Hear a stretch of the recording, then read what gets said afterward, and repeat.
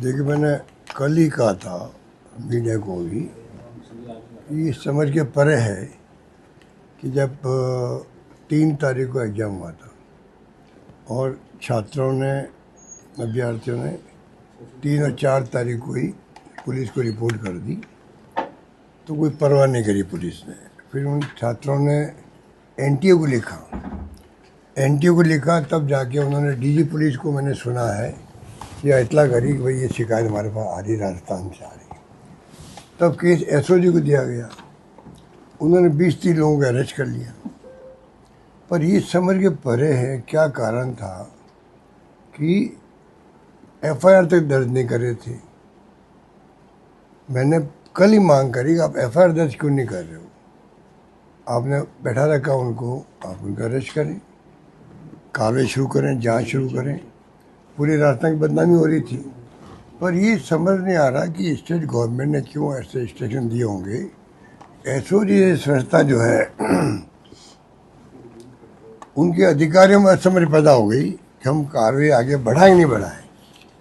ये खबरें भी आ रही थी एसओजी से भी। ये बहुत ही अनफॉर्चुनेट बात थी। अब सवाल ये कि 2024 में पेपर आउट हुआ, 25 में हुआ और 26 में हो रहा है।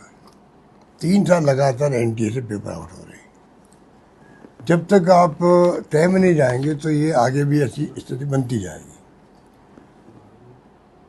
पहले भी जो एग्जाम होते हैं राज्यों में, वहाँ पे भी राजस्थान सहित मैं जहाँ तक समझता हूँ शायद उसमें यूपी भी है, गुजरात भी है, हो सकता है एक आधा स्टेट में गलत बोल रहा हूँ, मतलब देहरादून का भी रिपोर्ट आई थी, बिहार से भी आई थी, कई राज्यों से आती रहती है। तो ये जो पेपर लीक के जो गैंग बन गए हैं अलग अलग राज्यों में और राष्ट्रव्यापी, इससे हमारे जो नौजवान पीढ़ी बहुत दुखी है। तैयारी करते हैं, एग्ज़ाम होते हैं, फिर एग्ज़ाम रद्द करने पड़ते हैं। हमें भी राजस्थान पेपर एक आउट हो गया, रद्द करना पड़ा था। तो ये बहुत बड़ी एक समस्या, चुनौती के रूप में हमारे सामने है। भारत सरकार को चाहिए, मैंने पहले अपील की थी, ये जो राष्ट्रीय स्तर पर जो ये ऑर्गेनाइज वे में काम हो रहा है, ऑर्गेनाइज वे में गैंग बनी हुई है, ये पता लगाना चाहिए ये इस समस्या के समाधान के लिए। अब आप आश्चर्य करोगे, अभी ये राजस्थान में एसओजी जांच कर रही है, वो पेपर जो राजस्थान से आउट हो गए, जयपुर या सीकर से, जो हम सुन रहे हैं, उसने एफआईआर दर्ज आज भी नहीं करी है, आज की होगी। और बताइए, एनटीए ने बिना एफआईआर दर्ज करे हुए पेपर को कैंसिल कर दिया, रद्द कर दिया। इसका मतलब उनके पास जो खबरें गई है ना छात्रों से जिन्होंने एग्जाम दिया है, डॉक्यूमेंट उन्होंने डॉक्यूमेंट्स भेजे हैं, उनसे कन्विंस हो गए। उन्होंने इतना बड़ा एग्जाम, 22 लाख छात्र बैठे उसके अंदर, और उन्होंने उसको रद्द कर दिया। इसका मतलब कितना ठोस प्रूफ उनके पास पहुंचे होंगे। जो उनके पास पहुंच चुके हैं, एनटीए के पास पहुंच चुके हैं, नेशनल एजेंसी के पास में, तो राजस्थान गवर्नमेंट के पास एसओजी पास नहीं पहुंचे क्या? तो पता नहीं है क्या बदनामी के डर से, क्योंकि हमें बदनाम कर रहे हैं 2 साल से, पेपर आउट। हम तो स्वीकार करते हैं, पर हमारे ये नहीं भूलना चाहिए कि हमारे वक्त में केस दर्ज होते थे, हमारे वक्त में ही पेपर रद्द होते थे, वापस एग्जाम करवाते थे। पर ये जो इनकी जो अप्रोच है ना, वो नेगेटिव अप्रोच है। पूरे देश की बदनामी, राजस्थान की बदनामी हो रही है, एसओजी की बदनामी हो रही है कि राजस्थान की एसओजी ने क्यों नहीं एफआईआर दर्ज करी, क्यों नहीं उन्होंने रिपोर्ट भेजी हुई, बताएं पब्लिक को भाई हमने रिपोर्ट भेजी थी। तो ये सब रहस्य बने हुए हैं। बहुत ही दुखद घटना है ये, जिसमें एनटीए को ये पेपर रद्द करना पड़ा, सीबीआई को जांच देनी पड़ी। मैं उम्मीद करता हूँ अब भी समय है, लॉजिकल कंक्लूजन तक पहुँचे सीबीआई भी, पता लगाया कि और जहाँ जहाँ पेपर आउट हो, आर्मी में हो जाते हैं, जुडिशरी में हो जाते हैं, सब संस्था में पेपर आउट हो रहे हैं। तो ये फन फॉर ऑल, हमेशा के लिए प्रॉब्लम हल होनी चाहिए, मेरा मानना है। मेरी रुचि उसके अंदर है कि सरकार किसी पार्टी की हो, पेपर आउट होना बहुत बड़ी घटना होती है। तो मैं समझता हूँ कि उसके लिए किस प्रकार से हमेशा के लिए बीमारी समाप्त हो। बेरोजगारी बहुत ज़्यादा है, लोग कहते हैं बेरोजगार लोग क्या करें, ये धंधा पकड़ लिया, धंधा शुरू कर दिया इन लोगों ने। बड़े बड़े नेता उसमें कई बार शामिल होते हैं, ऐसे नाम भी आते हैं। तो ये मैं समझता हूँ इन बातों में बहुत गंभीरता से लेना चाहिए सरकार। अब सरकार, भारत सरकार तो क्या है, चुनाव जीतने का उनका एजेंडा है खाली, बस चुनाव जीते कैसे, ये इनके प्रकरण साम दाम दंड भेद काम लो। अरे भाई चुनाव जीतना मैं तो पूर्ण हो सकता है, पर साथ में जो ये घटना हो रही है उनको रोकने बहुत आवश्यक होता है। जो मंत्री जी है हमारे धर्मेंद्र प्रधान जी, उनको चाहिए कि वो ध्यान दे इसके ऊपर। उनको चाहिए विशेष रूप से, वो मंत्रालय के मंत्री हैं, कि पेपर आउट क्यों हो रहे हैं, बताएं देश को। सर बाकायदा एक व्हाट्सएप ग्रुप था, जिस व्हाट्सएप ग्रुप को बनाया गया था, उस व्हाट्सएप ग्रुप में लोगों को जोड़ा भी जा रहा था और उसमें बाकायदा कोड दिए गए थे कि जिसको कोड को देकर के उसमें जोड़ा जा सकता था, उसमें पेपर लीक हुआ है। तो ऑर्गेनाइज गैंग की बात होगी ना, ऑर्गेनाइज गैंग होती है वो ये काम कर सकती है ना, व्हाट्सएप ग्रुप बनाने का, किस प्रकार हम इस पेपर को कैसे पहुंचाए लोगों तक, कैसे पहुंचाए, ये तमाम जो है डिपेंड करता है कि वो कितने एक्सपर्ट लोग हैं अपने हुनर के अंदर, वो ये काम कर रहे हैं। सर ये 3 तारीख वो मामला जब सामने आ गया तो आप कह रहे कि 14 दिन हो गए, 12 दिन हो गए, तो सरकार अपनी बदनामी के कारण से इस मामले को छिपाए रखना चाहती थी, या कुछ ऐसे लोग हैं जो नेता है उनको बचाने की भी ऐसा लगता है कि नहीं? पता नहीं है। तो देखो तय में जाने वाली बात है एसओजी को, कि एसओजी ने क्यों इसमें जानबूझ कर डिले कर रही थी। ये मैं दावे से कह सकता हूँ एसओजी के अंदर जो है कॉन्शियस डिसीजन था कि इसको हमें आउट नहीं करना है, जहाँ तक मुझे इत्तला मिल रही है। और एसओजी ने जानबूझ के एफआईआर दर्ज क्यों नहीं करी। कोई भी केस होता, हमारे वक्त में तो हमने एफआईआर कंपल्सरी कर दी थी कोई केस की, तो वो मैंने समाप्त कर दिया है। एफआईआर दर्ज करने के बगैर आप ऑफिशियली कैसे तफ्तीश कर सकते हो। इनकी नीयत में कहीं कहीं खराबी है, इसलिए जानबूझ के एफआईआर लॉन्च नहीं करी और उसको चलाते गए।